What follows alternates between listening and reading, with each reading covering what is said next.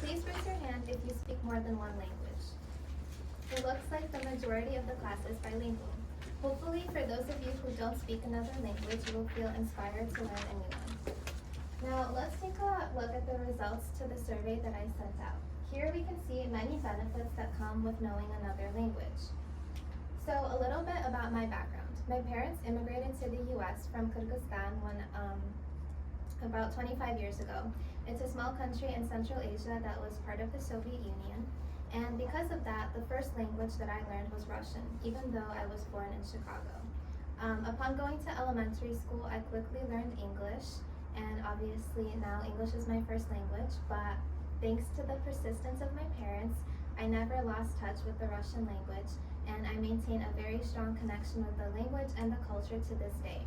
Because of my Russian fluency, I have been able to connect with many international students at BU from our region, and I have been able to cultivate very deep relationships with them that I believe honestly would not have been possible if I didn't speak the language. So I'm what is known as a heritage speaker, which means that the language that is spoken inside of the home is different from the language that is spoken outside of the home. And if I had received even a little bit of schooling in Russia or in Kyrgyzstan, I would no longer be considered a heritage speaker, which is what is interesting about this term. Essentially, it means that you speak the language but in a very informal setting. So I only really spoke it with my parents inside of the home, but I have just been able to practice it throughout my lifetime. So it has been found that people who speak a second language are more rational, more open-minded, and more equipped to take on life's uncertainties, and this is known as the foreign language effect. So in a similar vein, this is a very prominent Russian writer. His name is Vladimir Nabokov. You might have heard of him. He wrote Lolita, and when he was translating one of his books from English to Russian, he was able to recall very vivid details from his childhood. And the experience was so emotionally transformative for him that he described it as a mini metamorphosis in his mind. And I found this story to be very impactful because it really describes a phenomenon that has not really been discussed before. And it really, to me, shows how when you connect with the language in such an intimate way, you're also connecting to other parts of yourself that may have otherwise remained hidden, because language really reflects and reveals different parts of our personality. So moving on to the many health benefits that come with knowing another language, I'm sure many of you are already familiar, but the primary impact is really on the brain. So what bilingualism and obviously multilingualism does is it reduces the onset of dementia, and it significantly improves your cognitive abilities.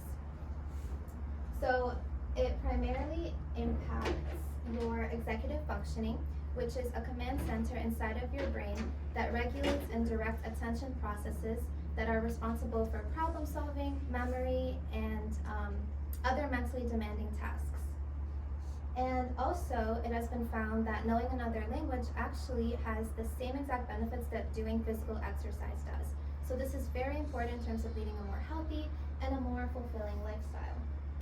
Interestingly enough, countries that have 2 or more official languages, they also have a reduced rate of Alzheimer's. So this shows that there's a direct correlation between the number of languages that is spoken within a country as well as rates of dementia within that country, and I found that to be fascinating because it shows that there's a direct correlation between the two.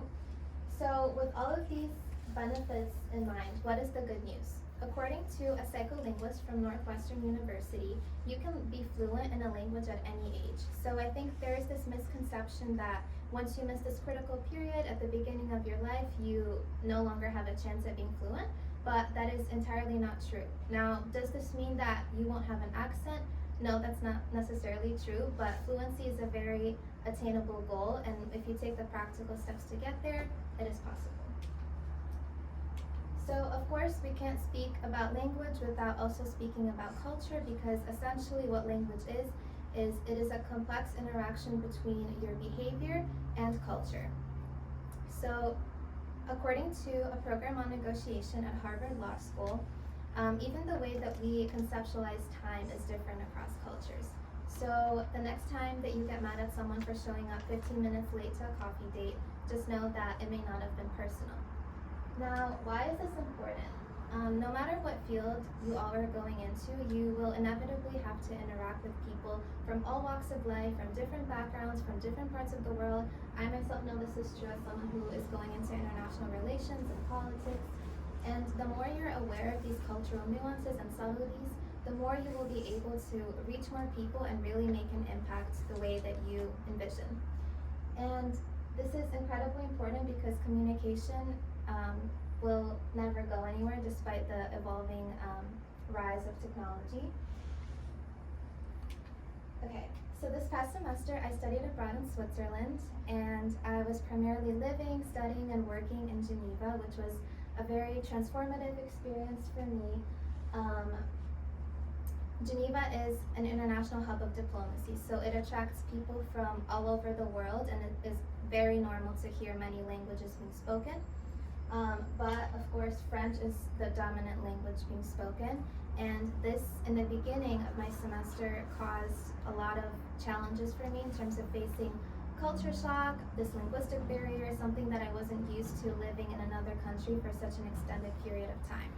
But thankfully, at the time, I was taking an introductory elementary course for French, and this greatly helped increase my confidence in terms of using just even the basic phrases such as je voudrais or je m'appelle Azima in day-to-day interactions when I was going grocery shopping and doing things like that. It really showed me that taking these small steps can really increase your self-efficacy and your belief in yourself that you can navigate life in a different country. And travel has been shown to be the #1 most effective way to really get this immersive experience if you're looking to learn another language or just immerse yourself in a new culture that is outside of your own. And of course, if you're not able to travel nowadays, we all have the internet. There are so many incredible resources available out there to really build on your language learning skills. Now, I'm sure that we've all started our streaks on Duolingo. I know I myself am very guilty of being ambitious to start learning a new language, primarily Spanish, and I ended up losing my streak. But that being set aside, Duolingo is not the most effective way to learn a new language, especially if you're looking for a more fulfilling, long-lasting way to do so. There are other resources available, for example, Conversation Exchange, which sets you up with native speakers who actually speak the language, and you just meet with them face-to-face and really practice your skills, as well as other immersive YouTube channels that I highly suggest all of you explore. So to sum all of this up, there's a famous Czech proverb that really spoke to me, and it says, "Learn a new language, get a new soul."